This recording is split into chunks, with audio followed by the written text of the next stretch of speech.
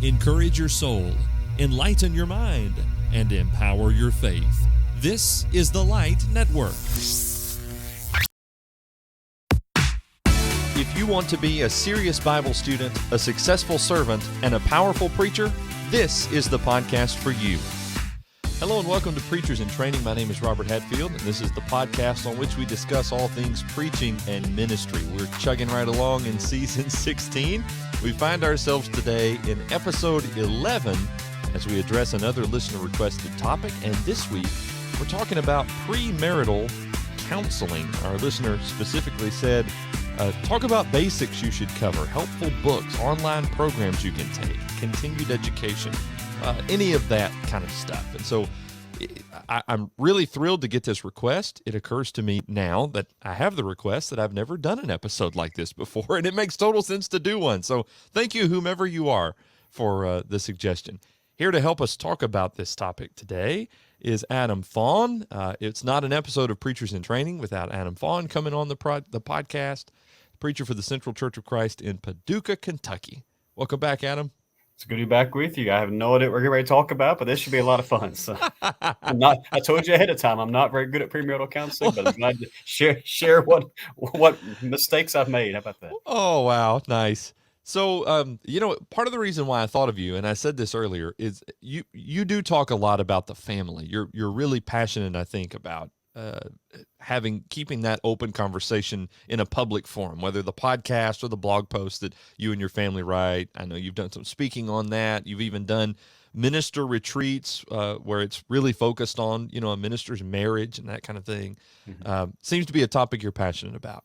It is. And, a lot of that's just, frankly, I've been blessed with a good family, and so I've seen that growing up, but also just I've seen the other side of it, seen families fall apart, and just have a heart for that. And so I find myself wanting to talk to that. And since I kind of get to choose what I talk about a lot, there you go. That's the angle I like to go a lot. It's a blessing of having your own platform. You can do whatever you want to with it. It's great. Sort of like having a show about training preachers. I don't know. Yeah, that's right. That's right. Well, and I really feel like I need a lot of training when it comes time for marital counseling or premarital counseling. I feel a little better about premarital counseling than I do about marital counseling. But anyway, sometimes couples will come up, they do the honor of inviting you to be a part of their wedding ceremony or maybe to officiate it. And I'm thinking, why?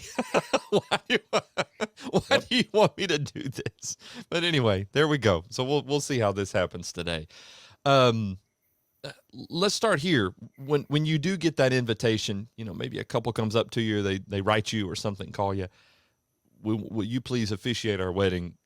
What do you do from there? Do you kind of have, I call them policies. Do you have sort of standard procedures that you go through to maybe lead toward a premarital counseling session or several? Yeah, I do. I have a policy or a couple policies that aren't supremely specific. I've seen some guys have written them online and are like multiplied pages long of the kinds of weddings they will do or won't do. And that's fine. Yeah. I think some of that stuff may be implied in the way I think about things. But I basically have two things that I tell them ahead of time if I'm going to actually officiate the wedding. One is obviously they have to go through premarital counseling. It does not have to be with me, but I do tell them that it has to be with someone that I quote unquote approve of. Not necessarily sign off on, but it has to be a Christian perspective and those sorts of things. And then the other thing I simply tell them is at any point up until the ceremony, I have the right to say no. If I hear something from the counseling, or if I'm doing the counseling and I hear something I'm very uncomfortable with, that just because I've said yes today doesn't mean I'm going to say yes 6 months from now when the wedding is supposed to happen. And that's basically, obviously, that umbrella, that second part of the umbrella, to me, brings in all the big, long, descriptive things a lot of guys have in a written policy. Biblical, obviously doctrinal things and so forth, but that's basically what I tell them. Yeah. Is that kind of ominous for a young couple that has stars in their eyes, having just been engaged? Yes, it can be. Typically, they know me, but I have a couple of times seen kind of the look in the face of like, he's serious about this. I'm like, Yes, because marriage is serious, Mm-hmm. and I just tell them, that the marriage is the thing we're thinking about here, but my reputation is also on the line. My integrity is Mm-hmm. also on the line. My Christianity is also on the line. Mm-hmm. And so I can't just say yes to any wedding and be doctrinally sound, Yeah. have a hopefully good reputation and keep that and those sorts of things also. Mm-hmm. And so I'm, you know, I say it in a loving way, and I don't say kidding way, but I smile when I say it. But Mm-hmm. they kind of get the point that yeah, I'm serious about this. Yeah.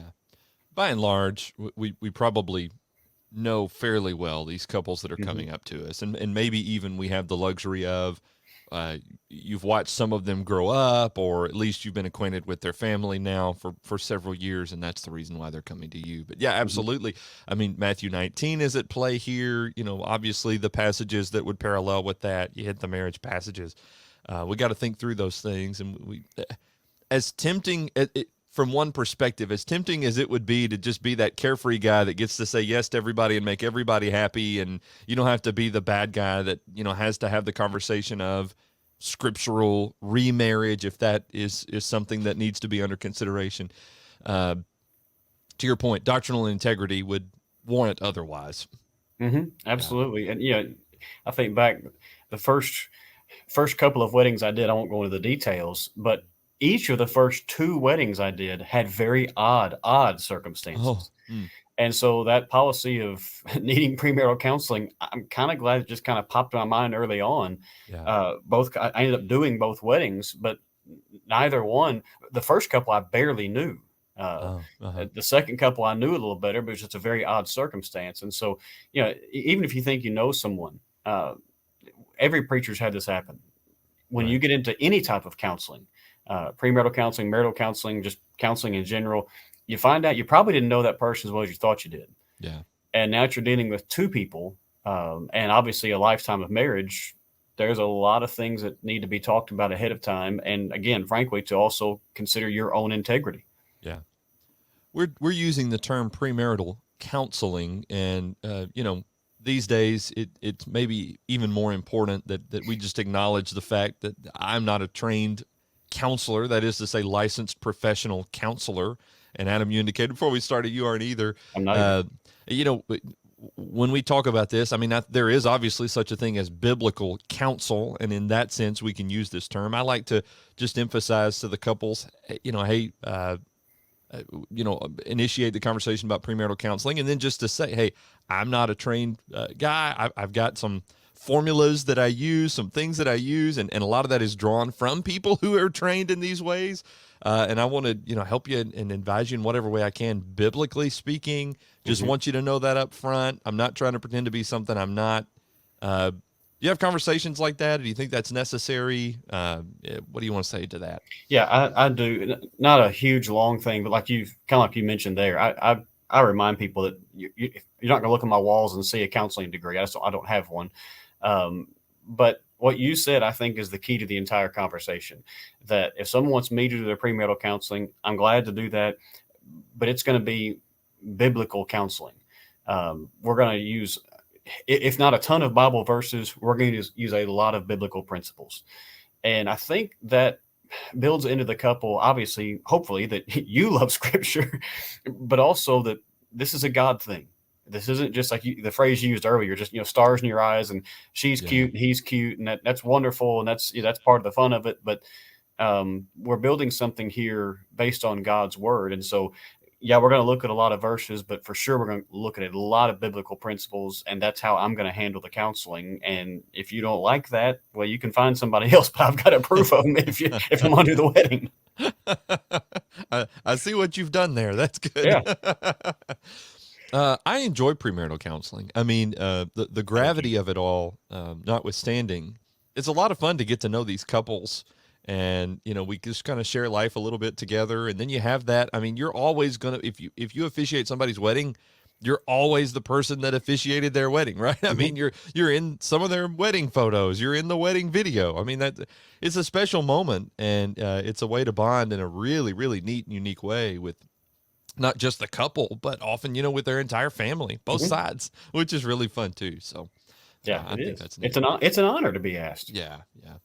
Is there a let's talk about getting into the formula a little bit, but first, just the timing of it. Um, is there a certain number of sessions that you do and things like that? Depending on the laws in your state, and you need to check this out. In fact, you need to check it out anyway, whether you're going to be doing the premarital counseling or not, because you need to know who is authorized, in this state to officiate a wedding. What are the requirements for that? What about the marriage license? Who's responsible to turn that in? And in Tennessee, it's supposed to be the officiant who turns that in. So don't forget that. Yeah. You're not married yet. Yeah, you're not. What? I forgot to do this. So things like that. But also, if a couple goes through premarital counseling, and at least in the state of Tennessee, that includes a series of conversations with someone who is a minister, recognized as a minister. In Tennessee, I think it's 4 hours minimum. And in the case of our state here, the couple gets a discount on the cost of their marriage license, which is great. In South Carolina, I think it was 6 hours minimum, and it was kind of like a tax credit or something based on what I could understand of it. But anyway, you need to sort of look at that, and it might help you to formulate maybe the timing and how exactly you're going to do what you do. It could be in the couple's benefit, in addition to the spiritual aspect of that, even a financial benefit. Right, exactly. For what you're going to do. Is there a time frame or a certain number of sessions you try and hit or anything like that? If I do the premarital counseling, I tell the couple to expect to do at least 3 sessions. It usually ends up being 3 or 4, each one of which is at least an hour and a half, and usually it ends up being more like 2 hours. Oh, okay. And we're going to talk a little bit, I'm sure, kind of about a quote unquote formula. I told you before we start recording, I kind of have an editable formula. Yeah. And so that's why I can be kind of that specific. I do tailor it for the couple a little bit, but I know the subjects we're going to think about, and basically know at least one of the major subjects we're going to cover in each of those sessions. But if at all possible, I try also to tell them that the sessions need to be at least a week apart, because I do give them a little bit of homework each time. I've quote unquote bended that a few times for just very odd circumstances. Maybe they lived a little bit further away, or those things are understandable. But that's what I try to do is, again, at least 3 sessions, each one at least about an hour and a half long. And then one small detail is we will meet anywhere. We've done it at my house, the church office, wherever it's comfortable, because this is important, but also doesn't need to be, like you're grilling them. It's counseling. It's not, it's not a job interview. Yeah. And so we do try to at least say, hey, from the church building, that's fine. From my living room, that's fine. We had a couple one time I did premarital counseling, and he actually his parents lived next door. He was living there part of the time. And so he and his fiance literally walked up to our house from next door for supper. And we did the counseling after supper, and that was really cool. But so whatever's, a good place, but comfortable also is important. Do you get Leah involved with your premarital counseling? Not often. Yes, but not often. There've been a couple times, I'm trying to think how many. I'll just say a couple to be safe, where I kind of noticed something in the counseling, and I thought she needed to say something to the fiance, to the wife, in a specific way. And as I said, a couple of times there have been meals. Not the counseling didn't happen around the meals, but we were able to just provide a meal. That's wonderful if we can do that, but it's not a set thing. I do essentially the same thing you do, except I spread it out a little more. I tell the couple 6 sessions, but we cap them at 1 hour each, unless the conversation demands that we extend that. Yeah. And I think I started the 6-session thing when I was preaching in South Carolina. Of course, we were there for 7.5 years total in the state, and so I just sort of adapted it to that.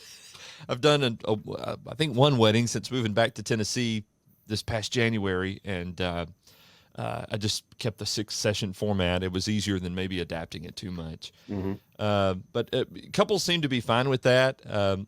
Most couples that I've encountered, before I can even get, when they come and ask me if I will officiate, before I can even go through my spiel, they'll say, we would be interested in premarital counseling. And oh, well, that's great. Yeah, I would be interested in that for you. That's very common for me too. Is they'll say, we want you to do the wedding, and they'll either say we'd like for you to do premarital counseling, or if they live away or something, could you recommend someone? Yeah, that's to me, that's the opposite of whatever the opposite of a red flag is. It's a wonderful thing that they bring it up before you do. Yeah, I agree. let's talk about and by the way, I do the same thing as far as involving Emily, and I will always mention to the uh, bride to be, whatever you want to the woman, that Emily is available, more than happy to talk with Mm-hmm. them or with her specifically if she has any Yep. questions about anything. And I also emphasize confidentiality, and that, Mm-hmm. while Emily knows I'm with them, she will not know all the ins and outs of everything we discuss. And Yes. uh, I learned to start saying that because I've had situations before where people come and meet with me, and then they go and talk with Emily as though she's completely in the know about everything we've discussed. And she's Yep. like, I have no idea what Yep. you're talking about. And I do the same thing. I tell them that this is the best way I know to say it. And I don't guess I've ever used this particular phrase is it's formal and informal all at the same time. Yeah, yeah. As you said, I'm not a licensed counselor, but this is important. And Hmm. so I will tell them that, what's said in those meetings remains in confidence unless I feel that, Leah could help or an elder could help or something. Yeah, I'll bring some specific thing up. But as far as just the ins and outs, it stays with me. yeah. I, I approach premarital counseling sort of with some general goals in mind. And frankly, Hmm. one of those is I just kind of want to see how the couple interacts with each other. Yep. Absolutely. Yeah, I want to see like how they solve problems, and at the very least, I feel comfortable aside from the doctrinal things, but just seeing their chemistry, if you want to call it that, seeing the way that they work together or solve problems. If I feel good about that coming out of it, and maybe if we've identified a few little nuanced things about his personality and her personality, identifying those to each other, then I think I feel pretty good coming out of premarital counseling. Like, well, if they can work together, then surely they can solve whatever problems are coming up. Do Right. you have any like big bucket, big umbrella kind of goals that you're approaching before we get into the specific material that you feel You good? named one of them. Okay. Well, I've got some things I want to talk about with a couple. Watching them and listening to them is way more important. Yeah. To see it, even if you're not a licensed counselor, if you've worked with people at all, Mm-hmm. you can see their thought process happening. Yeah. And so that is what you said is the biggest thing to me. What were the steps behind what you actually Yeah. said? You can also tell when one of them is surprised by something that the Oh other yeah, one said, which are absolutely. some of my favorite moments. But anyway, sorry. Go Yeah. ahead. And one of the things that, and this may seem super obvious, but I'm going to say it anyway. One of the things that I watch for or listen for is you kind of bring up some subject area, something you think, okay, this is something we really need to talk about. And it's really obvious they've already talked about it. Yes. And that is so huge because it shows you that, yes, he thinks she's gorgeous and she thinks he's, handsome and all of that, but they've also thought about more than just they're good looking. Yeah. Yeah. It's more than just the stars in the eyes. And so if it's obvious, not just, yeah, we talked about having kids one time, but they've had a very, uh, maybe not super specific, but specific enough where you can tell they've actually talked through Mm-hmm. um, what could be hangups. They've done a lot of your counseling for you. Yeah, that's right. And you're just trying to guide some of the specific conversations. And so that's one thing I watch for is, okay, is there an area that we're talking about that's obvious they have never talked about? Mm-hmm. Or is there an area it's obvious they've talked about it more than we could? Let's move on. Yeah, that's right.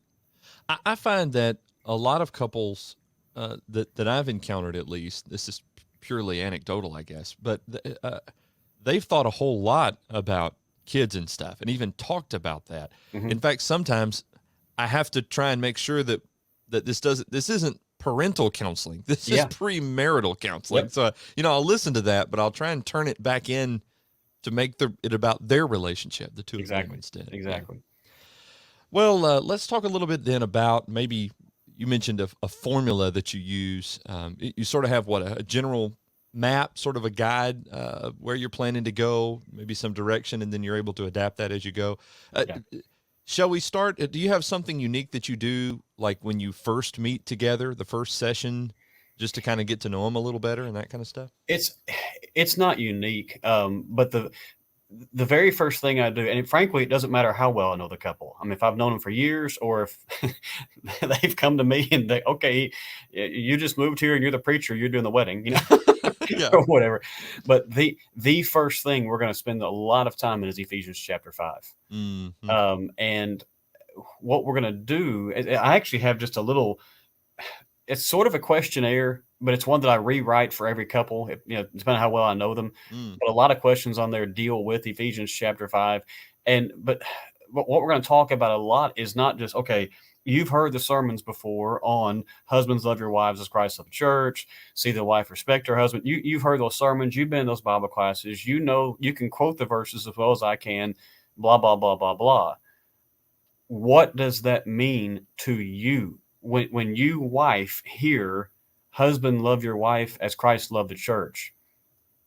What would he do, your husband to be, do that actually lives that out for you? Mm-hmm. Why see the wife respect her husband? You can quote that verse, forward and backward. But what would you, husband, what would she do that would actually show that respect to you? Mm. And that's not unique to me. I mean, I know probably nearly every preacher's done something like that. But starting with that, to me, does a couple things. One, it lays the foundation again. We're going to Scripture. This isn't going to be, sit around and talk about the color of the napkins at the wedding. We're not doing that. Yeah. But also, you talk about something that gets the thought processes going, because they're sharing the Bible, yeah, but they're also sharing their feelings. Mm-hmm. And that's what this is going to be about, is combining the head and the heart all in one thing, and hearing them talk through, we went on a date just last week and you kind of did something disrespectful. Okay, what was it? Yeah. And I've had couples do that kind of thing, not in a mean way, Right. but it felt very disrespectful when you fill in the blank. Okay, what's and it just starts down the track of those couple of things, the Bible, but also the feeling side of things. Mm-hmm. And And so by the that's way, where I always begin. yeah, yeah. By the way, to the point you made about, sometimes they'll share things like that. I often think, and sometimes I've flat out said it to couples that when I've found they've been a little trepidatious maybe to be raw in front of me, I'm kind of like third wheeling sometimes. Sometimes I'll just say, hey, listen, I don't really care specifically on the whole what you're going to say in answer to some of these questions. I Mm-hmm. want to see how you're going to respond to each other Yep. based on what you just said, according, with these questions. I mean, that's, anyway, yeah, Ephesians 5. And wow, you start thinking about, first of all, challenging a couple, and particularly if they're the average age, when most couples get married, they're fairly young, which they seem younger and younger as I get older. Uh, and maybe in a lot of ways maybe they've been Christians for, I don't know, 10 or 15 years, but at the same time, I mean, they're trying to get their bearings on some things, and life is changing, and maybe they've only recently graduated from college or something like that. And I'm just thinking you're also teaching them, how to study the Bible and like apply it practically. Mm-hmm. By doing that exercise from Ephesians 5, and B, to study the Bible together, which is kind of another one of my umbrella goals.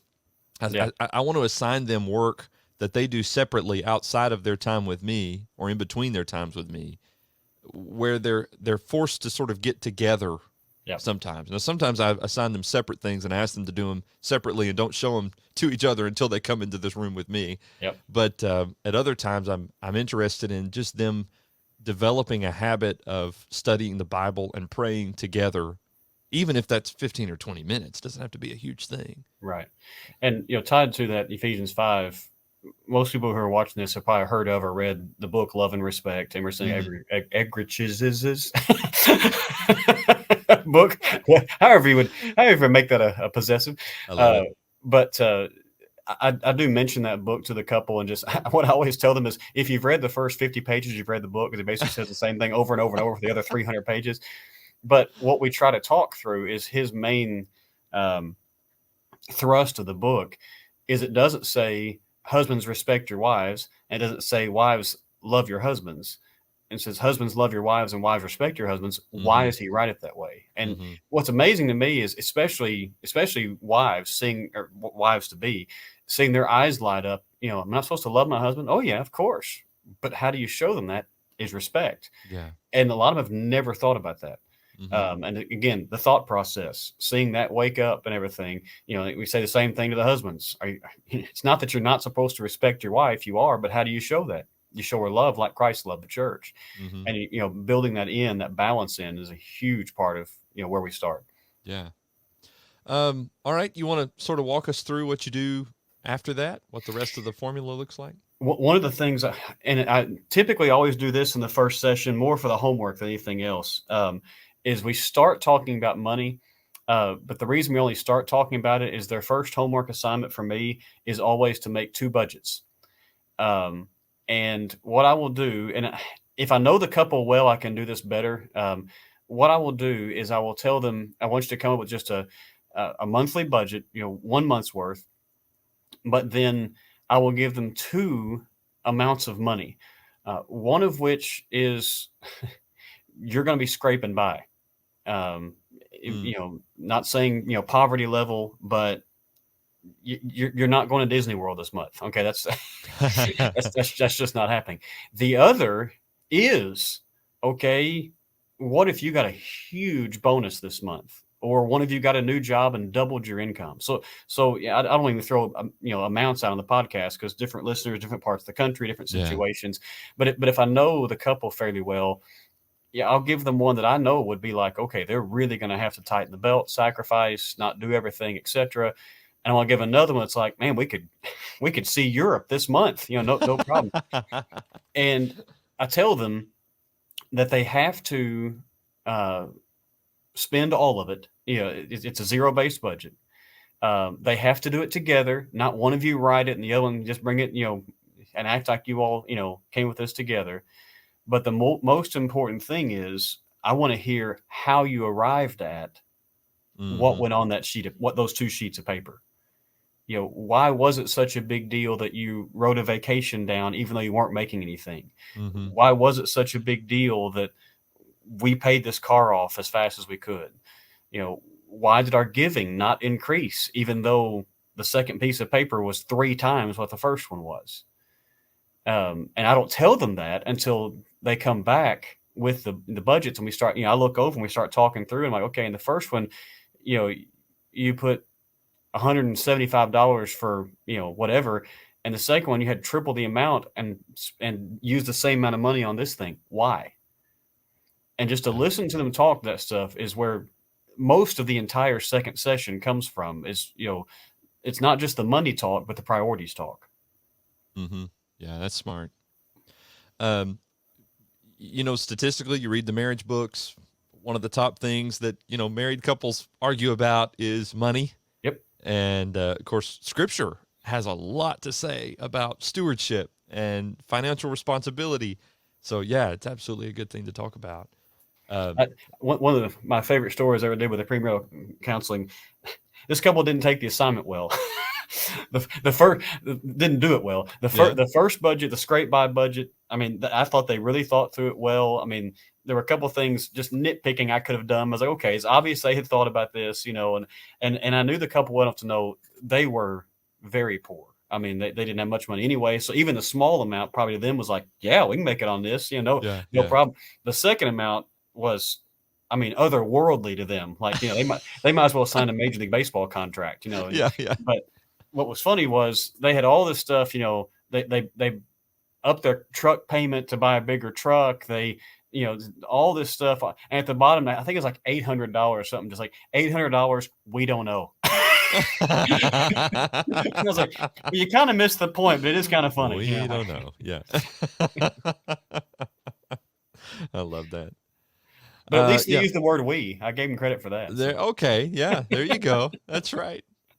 I like to do that. Yeah. Of course, the budgeting exercise is always good. I find you have 2 extremes. You usually have the couples, which usually means that one of the 2, it's rare to have both of them, are like really up on, here's how much the average electric bill would cost, or whatever, and or groceries, would cost or whatever for a week or 2 for both of us or whatever. And we can eat out or we cannot eat out or we have to limit eating out to 2 or 3 times a week or whatever it is. And then, so you usually either have that, which is usually one of the 2 of them. Yep. Or you have the complete opposite where they're like, I have no idea. I had to Google like, how much does this kind of thing cost? Yep. Which is, it's always fun. And if you can instill in them when you meet back with them, and they've done the budget, or however you want to do that, 1 budget or 2 or 3 or however you want to do that, that the conversation is the more important thing. And then really listen to, okay, how did you arrive at X number on this, and why did that not change between the two? Mm-hmm. That's where a whole lot of my second session comes from. It's Right. I don't say it's just off the cuff, but in some ways it is, because I kind of know what I'm listening for as far as, again, giving, saving, which one of you is the saver, which one's the spender, how did that show up on these sheets of paper? Mm-hmm. It's obvious you all want to travel. Okay, have you talked about what that means? And you can't travel every month because you got to have a job at some point. Just those conversations Right. are huge, and Mm-hmm. I think a lot of people begin to realize that that if we can agree on the money side of things, a lot of the other priorities kind of fall into place. Yeah. All right. So that's kind of you said that's the first homework and goes into the second session Yeah. from there. Okay. And so there's one more session left in your roadmap there? Ish. Like I said, it's editable. Yes. Because there are certain things we're going to talk about. And it's going to depend on how long the budget stuff takes. Are we going to do this in the second session or the third or at a fourth? Yeah. We're going to talk about kids. And a lot of that's going to depend on how much they've already talked about that. Like you said, it's not going to become a parenting counseling session, but we are going to talk about, has this been a conversation you all have had? One of the questions, and I may not word it the same way every time, but one of the questions I always ask in some form or fashion, if they say, we're going to wait until, I've got a master's degree and she graduates college, or until we're 25, or, et cetera, et cetera, et cetera. One of the questions I always ask is, okay, what happens if you all become pregnant on your honeymoon? Mm-hmm. And then a second question I often ask is, what happens if that plan doesn't work and you find out you can't have children? Yeah. And some of your listeners know that happened to us. Yeah. That's when that became part of my premarital counseling was, okay, we had decided our whole lives, and the Lord said, no, you're not going to have your own kids for a while. Yeah. And we had to work through that. And most couples that I've asked those couple of questions to have kind of thought through them a little bit, but to force them to have very, very serious talks about them is really important. Because every Christian knows we don't know tomorrow, but most Christians also think they do. And so to have them talk through, okay, I'm going to wait for both of our master's degrees, then we'll have kids. Okay, but then you go to Gatlinburg, or you go to Spain, or you go on a cruise on your honeymoon, and 9 months later, a little baby comes along. Things are different. Yeah. And that needs to be something you thought about. Or you both get your master's degrees. Okay, now it's time to have children, and it ain't going to happen. That needs to have been talked about. And it doesn't have to be a long discussion, but it needs to be talked about. That's one thing we're going to talk about. And obviously, we're going to talk about sex. And this is where I will bring in Leah if necessary.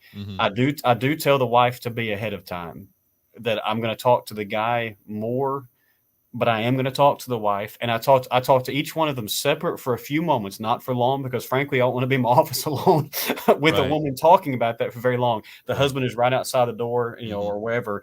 But I do have a couple of just specific things I want to say to the wife, and a couple of things specific I want to say to the husband. And then when they come back in, I tell both of them what I said to the other one. It's not, just a completely private thing as far as a conversation. But we are going to talk about that. And I tell them, and one of the things I do is whenever I know that's coming, if it's going to be the second session, the third, or whatever, I do warn them. Because I've had a couple of the wives to tell me that this is going to be uncomfortable. And I say, I know it is. Yeah. And I tell them it's going to be uncomfortable for me too. Yeah. Mostly for me. Yes. Yeah.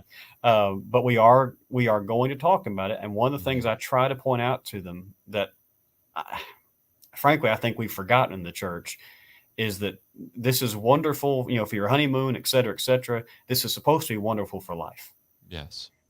And so I try to present the positive side of it, that yes, there's going to be some hiccups, there's going to be some difficulties, and there's going to be some things you probably have to work through. Right. But don't fall into the trap of it's boring because you've been married for 30 years. I really, really try to emphasize the positive side of it while still understanding that there will be difficulties along the way, no matter how wonderful your marriage is. Yeah. I don't think any of us who are listening to this podcast need us to be reminded, or even to illustrate, that we're living in a hypersexualized culture, and a culture that grossly misunderstands the biblical doctrine of human sexuality.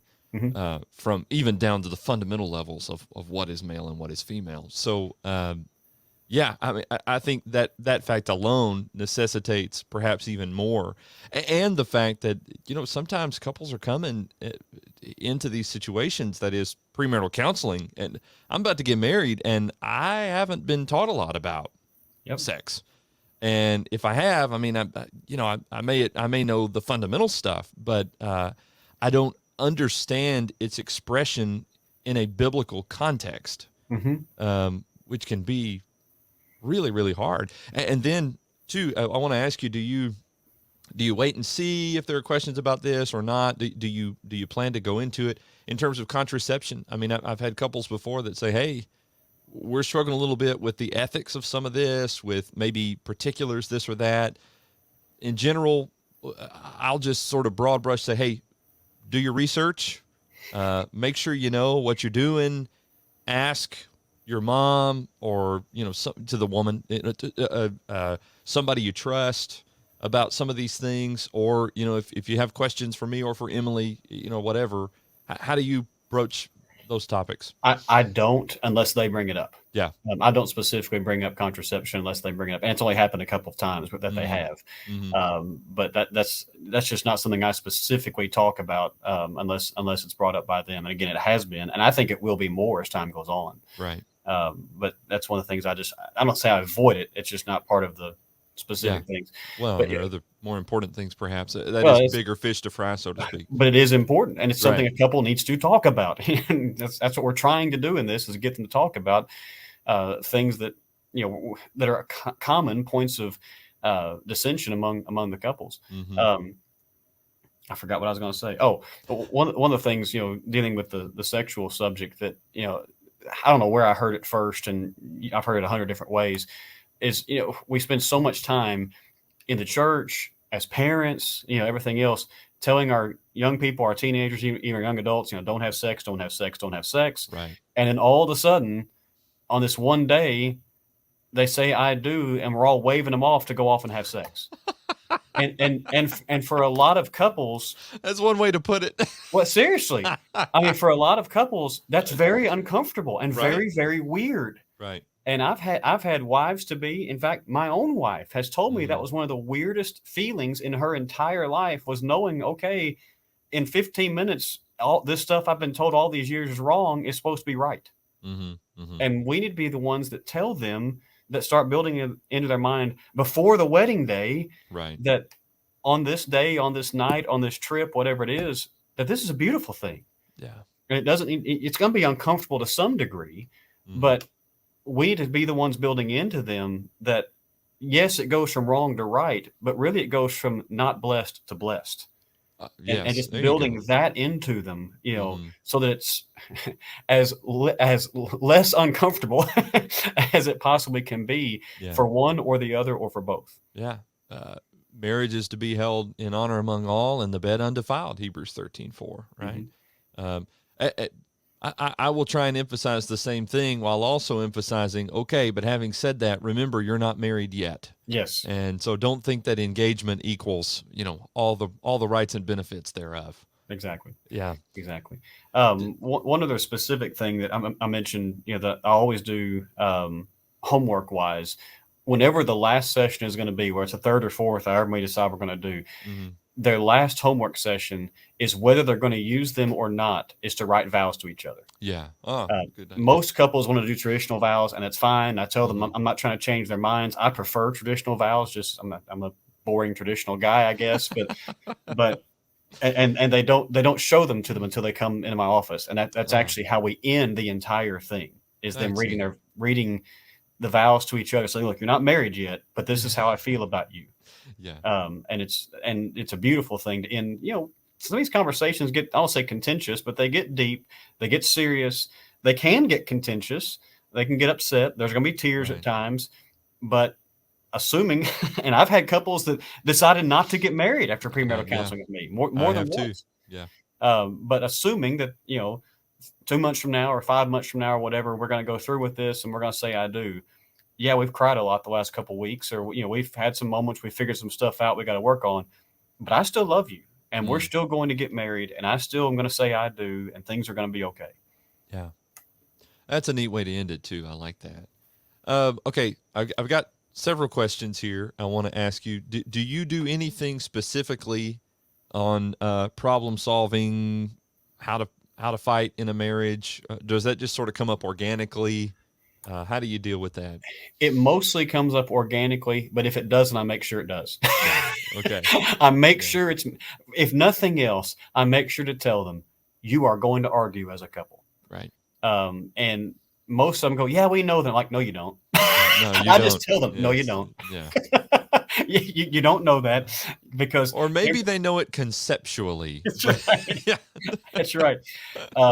But one of the things I try to emphasize, and every preacher probably does, is when you have those arguments, one, they're going to come, but also two, don't go running to mama and daddy. Yeah. Yeah. This is your marriage. Leave father and mother. Mm-hmm. And you can get advice from people, obviously pray.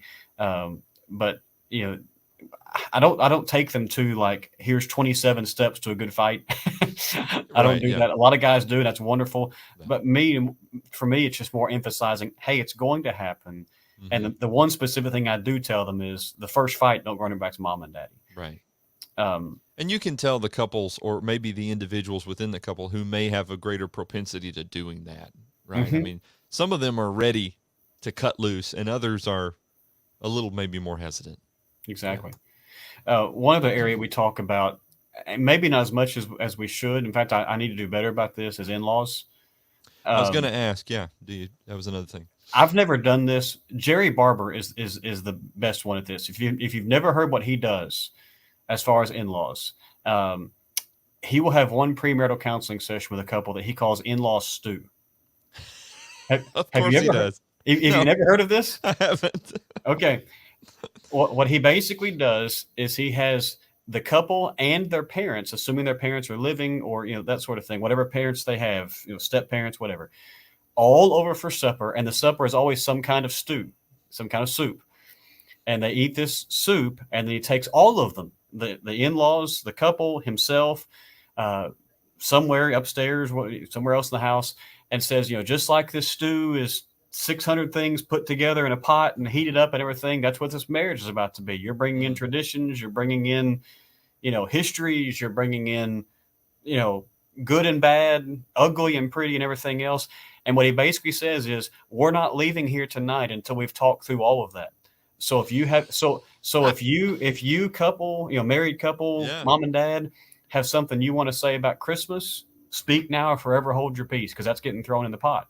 If his mom and dad have something you feel about, 6 generations ago in your family that you're embarrassed by, but you've never told this lady, speak now or forever hold your peace.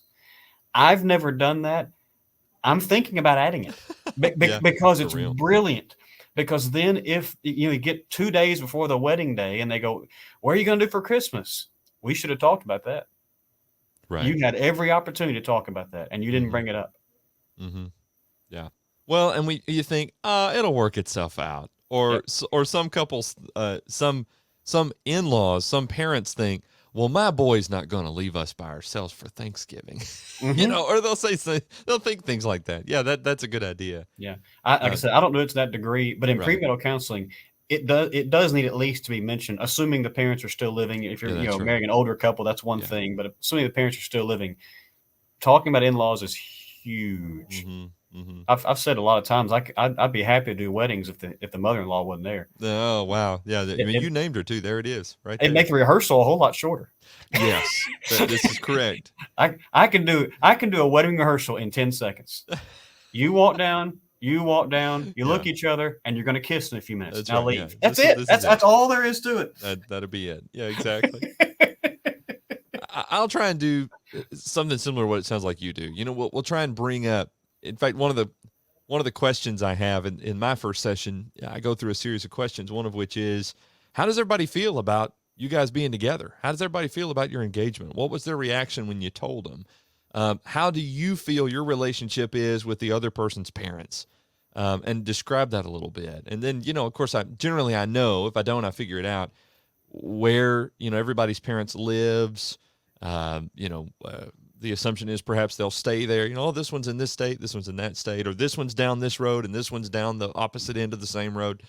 Um, and for me, I try and incorporate it in part of the leave and cleave thing. You know, this is your home, but that doesn't mean that family means nothing. Yep. And it doesn't mean that, we've kind of been a little bit of a spat with mom and dad, so we're just going to skip Christmas with them. You know, it's like, hey, Tim Orbison did the premarital counseling for Emily and me, and he said, family is family, and it always will be. And I thought that was profoundly simple. Thank you. Thank you for that. But I've used that with others. It's like, hey, whether your family is less than what you want them to be or the gold standard of what you want to be, they're your family, and you need to be with them.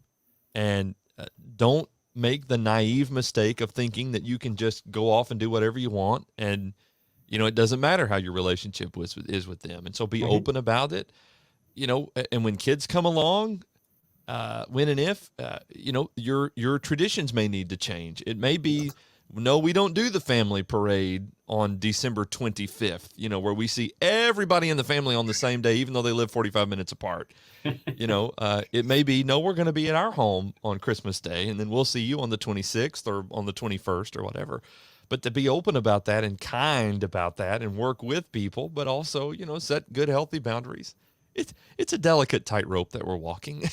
It is. But I love how Jerry does that. He said, we're going to throw it all in the pot, and what's going to come out is going to taste good. But you put some gross stuff in that pot sometimes to make stew. Let's just be honest.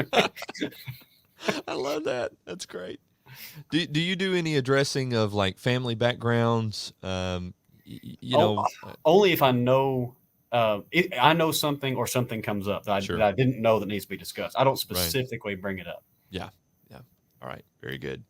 So, do this a time or two. If you're fairly new at premarital counseling, or maybe you've never done it before, do it a time or two. Start with some good material. I'm sure some things have been said here from Adam's formula that you can take.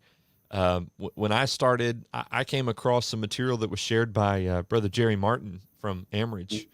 And he has this PDF thing that he had sent out to people. And that became the basis of, in fact, probably even more so the reason why I do the 6 sessions, because he did 6 sessions. But he even has worksheets that you can send home with them to make their homework for them and things like that. That's a great place to start. It'll give you some things, a little experience under your belt. And then, you'll begin to learn. You'll see red flags, and you'll learn how to react to those red flags, and not to jump down people's throat about it, but to very calmly guide them together, and to realize it's not just about lecturing them, but helping them together to figure this out. It's a delicate balance there. One of the things I'll mention real quick is, you mentioned before we started resources and things. I don't have, resources that here's the book we go through for premarital counseling. But when I finish the final session with a couple, I do give them a copy of Glenn and Cindy Colley's book, You're Singing My Song, just as almost like a pre-wedding gift sort of thing. And then I do list for them some other things that, I found helpful, books and things, His Needs, Her Needs, of course, some of the classics, 5 Love Languages. Yeah.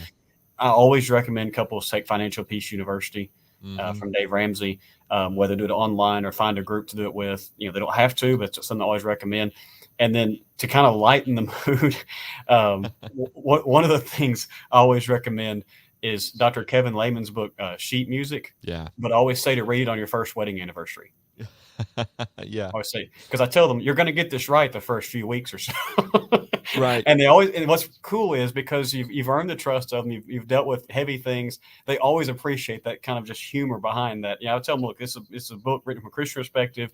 It's about the sexual relationship. And I always tell them, you're probably not going to need this the first few weeks, but buy it for your first wedding anniversary each other. You'll probably appreciate it. Yeah. There you go. Yeah. But definitely not a book that you want an engaged couple to read. No. I always say, wait till your first wedding anniversary. Yes. Yeah. It's perhaps better than. There's plenty of other books. Those are some, and I always say that the classics are classics for a reason. 5 Love Languages, His Needs, Her Needs, those things. But to always make sure they know about them. So every once in a while, a couple have never heard of them, but those things just to give to them. But we always give them a copy of Glenn and Cindy Colley's book as kind of just our little pre-wedding gift. Yeah. I like Eric Owens' Do You Take God as well. That was a good one, I thought. And it addresses maybe some different things or from a different angle than a lot of them have. I know some guys that have used the Prepare Enrich, Yep. material. It's sort of an online thing, and they're different maybe modules or whatever you want to call them for the Yep. facilitator or the couple or whatever, which can be good. If you're a preacher and you're wanting material or ideas or whatever, podcasts like these are great, and there are a bunch of marriage podcasts. And people who are maybe specializing, if you will, in these kinds of things inside the brotherhood and outside of the brotherhood. Read books, read a marriage book. Make sure you keep that in your regular rotation. And then, hey, at PTP, go to the marriage classes. At Yep. lectureships, or hey, even better, bring a if it works for the congregation there and the elders approve it, bring in a marriage seminar, and that'll help. And you can go through that too. It'll help your marriage and give you some ideas of things maybe to discuss. Ask your wife. Absolutely. Ask your wife Absolutely. what needs to be in my premarital counseling. Yeah. What What should we have talked about before we got married? Yes, there you Yeah. go. That's right. So The that's Prepare and good. Rich thing, I'll say very briefly. I'm sure there are plenty of other guys who do this. My dad was a huge proponent of that in the years he preached and things. He's used that a lot of times. Dr. Ted Burleson actually is, whatever the right terminology is, licensed or whatever, to teach that. And so every so often, he will have sessions either at Heritage or elsewhere where he actually will take guys through how to do that. And so he might be a resource for someone to reach out to. Good. To see if he still does that training, or if not, how that can be done and everything. And of course, Ted is a wonderful counselor and helper, so just a great man. But he actually is, again, what the right terminology is, licensed or whatever to teach that material for preachers or anyone else. Oh, wow.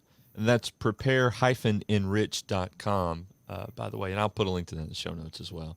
There's a ton of great material here. The reality is you just sort of adapt premarital counseling to the needs of the couple, and then to your perception of needs of married people based on the current culture, or maybe things you pick up on in congregational life or whatever it is. And you just trying to help this couple get off to a great start. I think that's a good thing. Hey, I forgot to ask one more thing.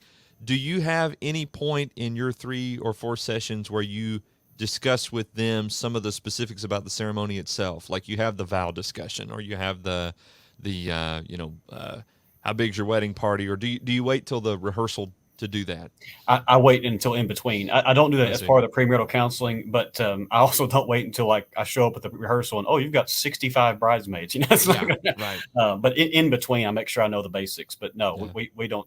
The premarital counseling is for the marriage, not the wedding. Yeah, got it. And how far out ideally do you complete the premarital counseling before the wedding? Ideally, at least 6 weeks. I really prefer so you're like about finished with the final session 6 weeks before they say I do. That's what I hope for. Got it. Whatever works with their calendar is what I will do. But that way, if there are a couple of little red flags and be cleaned up, we can meet again, or at least it gives them some time to talk to them and say, hey, we're getting married tomorrow. We don't have time for this. That's right. That's right. But whatever works for us best, but that's what I hope for, is at least around 6 weeks to be finished with the premarital counseling. Got it. Okay. Sounds good. Wow, this has been a really good discussion. I've benefited and enjoyed from it. In fact, I'm going to have to go back through and listen to it so I can make a few notes. I wasn't making notes because I was too engaged with the conversation while we were going, which is a good thing, I think. Hey, we appreciate you listening to this edition of Preachers in Training. Want to remind you that further episodes, archives, all the whole thing, thelightnetwork.tv is the website where you can find all of that. Click the Preachers in Training icon to access all of those. But while you're there, check out the other podcasts that are available from this network as well. The Light Network exists to encourage your soul, enlighten your mind, and empower your faith for daily Christian living. We're 10 years strong next year in 2023, the Lord willing, and we want you to go check that out. Well over 2,500 episodes since our inception, so there's something there for you. Click some keywords in that search bar if you're looking for something specific, and chances are you'll probably find it if it's related to Christian living. And so we want you to go and check that out, make that a fantastic resource. I think it would be for you, for your ministry, for your congregation, for people you love. We love to hear from people who are benefiting And we pray that they can, all to God's glory. Preachers at TheLightNetwork.tv is the email address. If you've got questions, comments, future episode ideas, we'd love to hear from you. The Facebook group is there as well. If you've got something you want to sort of poll the audience about, or maybe episode ideas, or hey, what do you do in premarital counseling? I ought to post that in the Facebook group. Go to facebook.com and search Preachers in Training. That private group will come up. It is a closed group just to kind of keep the conversation on task, and we do make sure that we do that. But we'd love for you to be a part of that. Subscribe if you love the podcast so you never miss an episode in your favorite podcast app, or on YouTube. You can search either Preachers in Training or my name and hit that subscribe button so that every Thursday when a brand new episode releases, you will also get it. It'll be pushed to you. And I think that would be a great idea. I invite you to do that. Our thanks to Adam Faughn for being a part of this episode. Adam, where can people find you and subscribe to your podcast and all that stuff? The blog is at faughnfamily.com, and Dad writes on Mondays. I write. I don't speak well. I do the words. Yes, that's right. That's good. Yeah. I write on Wednesdays. My mom or sister writes on Thursdays, and then whenever Lee and I decide to record a podcast, that comes out on Fridays. And the podcast name is A Legacy of Faith. A Legacy of Faith, the podcast. Very good. You can find it all at faughnfamily.com. FAUGHN family.com. Links to that in the show notes as well, under Season 16, Episode 11 of Preachers in Training. This is getting out of hand. These season numbers are getting out of hand, but that's okay. Adam, thanks for being on. We appreciate you, man. I always enjoy it. Appreciate you guys. Thank you for being a part of this edition of Preachers in Training. Hey, that's going to do it for this edition. Until next time, let's go preach the word.